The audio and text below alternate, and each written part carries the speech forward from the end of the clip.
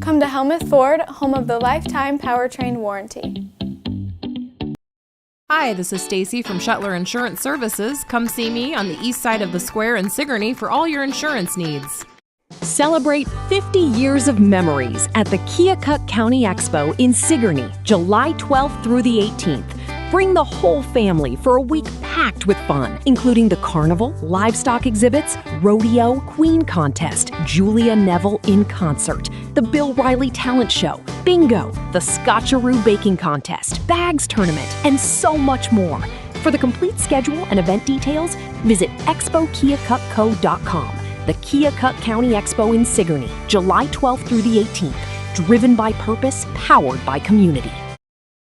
Rev up your summer at the Sigourney Car Show this Saturday from 10 a.m. to 3 p.m. on the beautiful Sigourney, Iowa Square. Check out classic cars, trucks, motorcycles, tractors, and golf carts. Early registration is just $10 or $15 the day of the show. Plus, get a professional fountain photo in front of the Lewis Memorial Fountain for only $10. Don't miss the Sigourney Car Show this Saturday in downtown Sigourney. For more info, go to the KCED Facebook page. Nice weather is finally here, and it has a funny way of inspiring home projects. Good news, your hometown lumber store is ready to help make those ideas happen. From quality decking and railing to energy-efficient windows and beautiful new doors, you'll find the products, expertise, and service you need to upgrade your home this season. So whether you're building, updating, repairing, or finally getting started, we're here to help every step of the way. Visit Sigourney Lumber today. Everything you need for summer projects all in one place.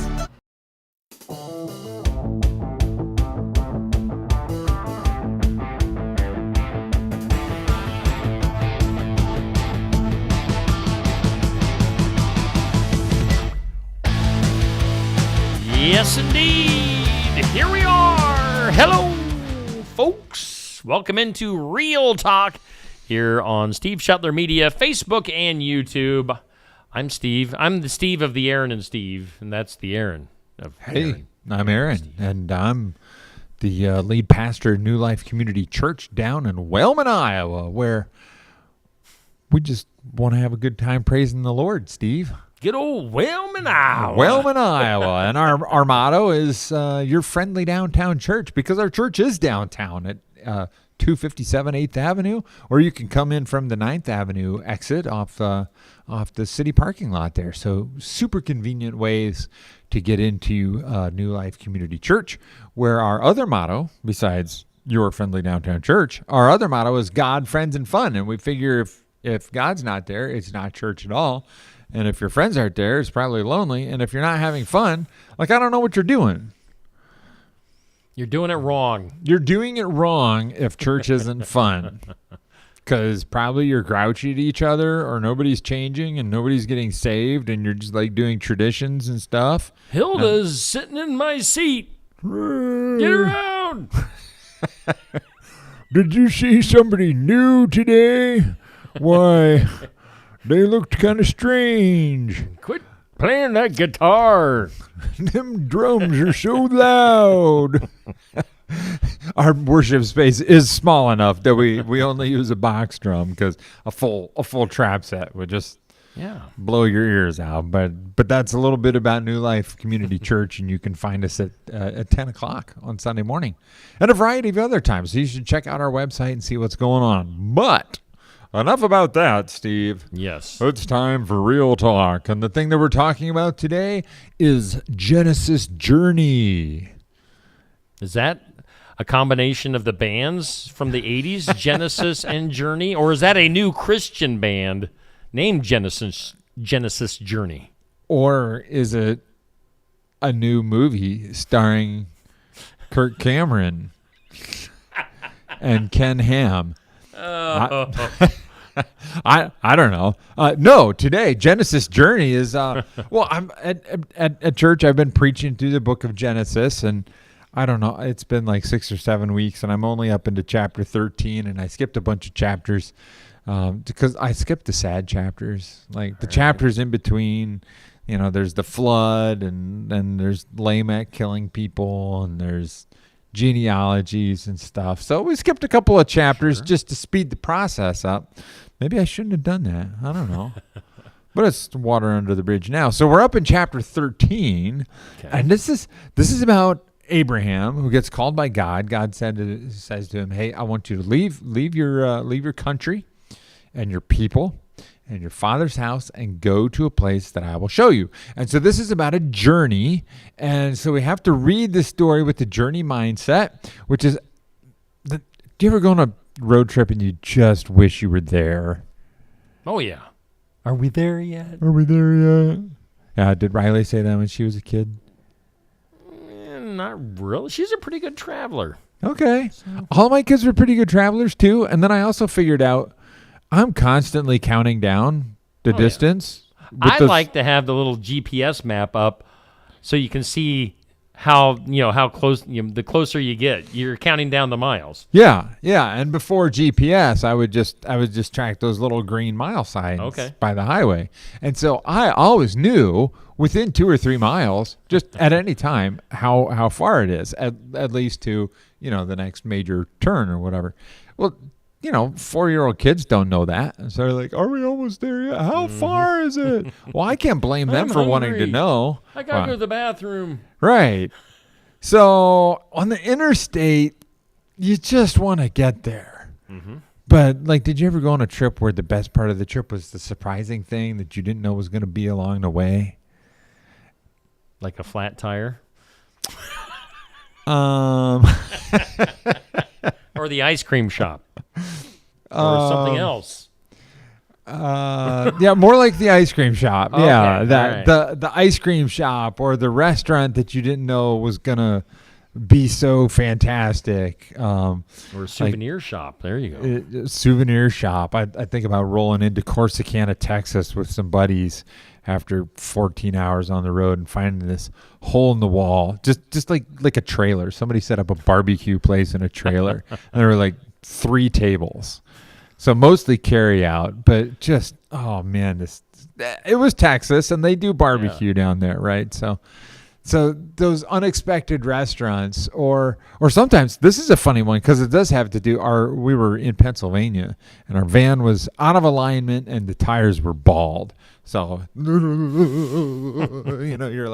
driving sideways like this because you're so far out of alignment that the wheels, the car is like this and the wheels are like this. And you're like, yeah, it's like a Shriner's car in a parade. yeah. It was way out of alignment. This was back. We were low on finances. We'll just say that. I'm not saying we were poor, but we didn't have any money. So finally, we're out in Pennsylvania, and we're like, we are not going to make it. So we found some tire place and went in there, and these people treated us like we were their long lost cousins. They had chocolate on the front desk, and they're like, "Oh, we're so glad you're here today. What's wrong with your vehicle? How can we help you? Would you like some coffee? Do you need some chocolate?" Wow. I did not expect this kind of experience. And they had nice chairs in the waiting room. So I always feel like, yeah, when you think about journey mindset, don't think about cruising at 76 miles an hour down the interstate. Think about the back roads and the people you meet and the unexpected, diners or whatever. So when we talk about journey with God, that's the kind of stuff we're talking about. Okay. Is God is always going to take us a direction, a way that we didn't expect, that we weren't looking for, but that ends up turning into a really great story. So I want to point this out. God says to Abram, "Leave your father's house." And he does. But we read this in verse 4. I'm back in chapter 12. We'll get to chapter 13 in a minute. Chapter 12, verse 4. So Abram left as the Lord had told him, and Lot went with him. Well, who's Lot?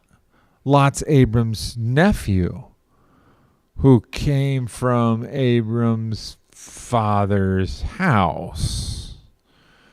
So he left his father's house mostly, except for the habit of lying when he gets afraid, but that's a different episode.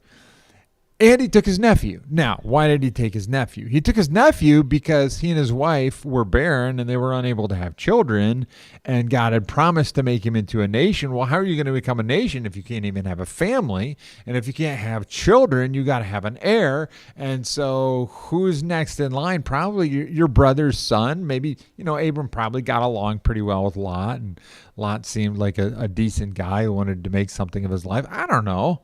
But Abram takes Lot. And then in chapter 13, they both have all these growing herds of sheep and flocks of cattle and flocks of seagulls and all this kind of stuff. and so they have to part ways. And Lot, and maybe this is a sign that there was already something in Lot's heart that had stayed in his father's house. But Lot picks Abraham says, Lot, there's not enough pasture land. We'll split up. You pick where you want to go. I'll give you first choice. And Lot says, I want to go live next to the city of Sodom. The Sodom, who lives there? Well, the Sodomites. I'm not going to spell that out for you, folks. If you don't know what that means, If you don't know what that means, you keep reading in the book of Genesis. So Lot was kind of attracted to that region. So maybe a sign that it was time for him and Abraham to start moving in different directions anyway. So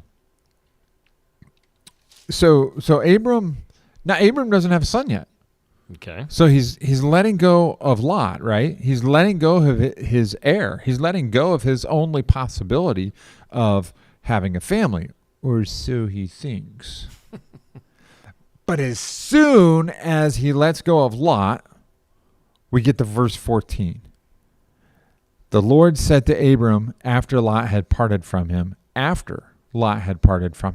not, hey, I'll make you some new promises if you get rid of Lot. No, after Abram left or let go of this thing that he had been holding on to, then the Lord said to him, lift up your eyes and from where you are and look north and south, east and west. All the land that you see I will give to you and your offspring forever. I will make your offspring like the dust of the earth, so that if anyone could count the dust, then your offspring could be counted. Go, walk through the length and breadth of the land, for I am giving it to you. So, interesting. Couple of takeaways here. The first one is, the actual text doesn't tell us that it was wrong for Abram to take Lot. And that makes me wonder if there are even some things that we hold on to in our hearts that aren't wrong, but aren't best. Does that make kind of like, they're not wrong, but they're not the best. Or maybe they served you well in a different season of time, in a different place, but it is time to move on. And when we think about these things, like what are you letting go of? If you would stop today and ask God, what do you want me to let go of? There might be some easy slam dunk kind of things, like drugs. Mm-hmm. I should let go of my drinking or my drugs. I should let go of my philandering ways. I should let go of my gambling. Kind of those classic kind of things. And you probably should. But what if there's some things like fear that you've been hanging on to for a really long time? What if there's identity pieces like I'm the poor guy. I've always been poor.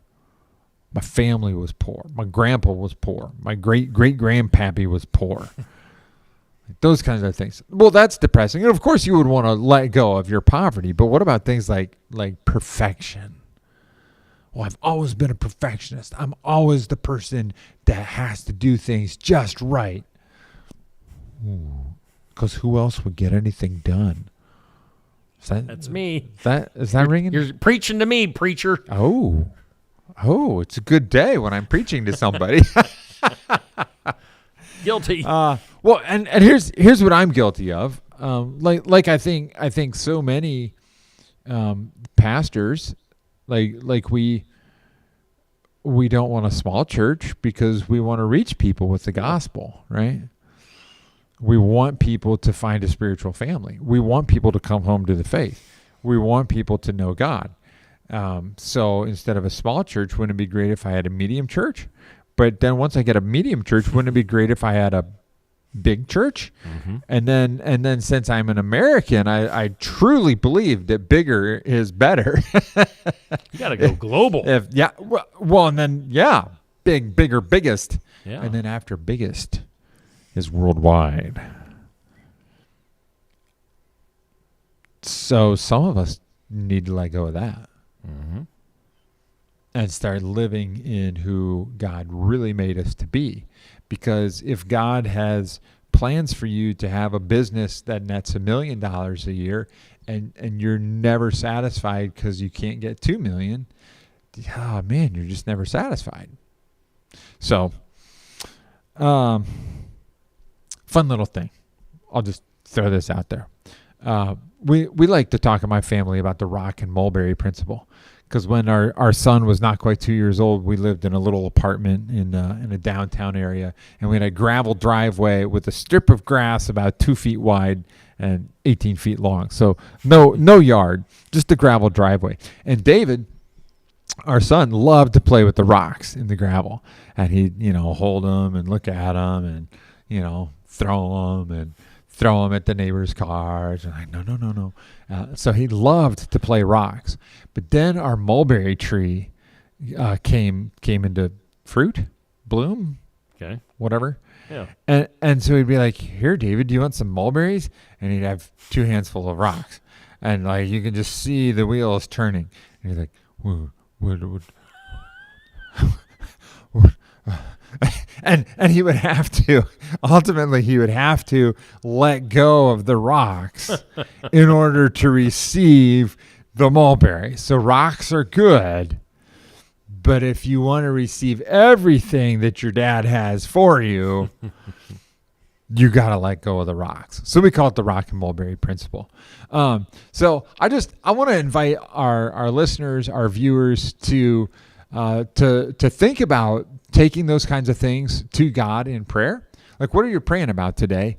Maybe a really great prayer would be really simple. God, what am I holding on to that you want me to let go of? And as I let go of that, what do you have to give me instead? Great prayer. Take that, pray it, read the book of Genesis. If you don't have a church family already, come visit us at New Life in downtown Wellman. We'll have a good time. Easy as that. All right. Well, we do thank New Life in Wellman for sponsoring this program. I mean, it makes sense. So go check out Aaron and all the fine folks at New Life Church in Wellman, Iowa. All right. That does it for this week. We'll come back with another program next Tuesday evening. Make sure you tune in. See you later.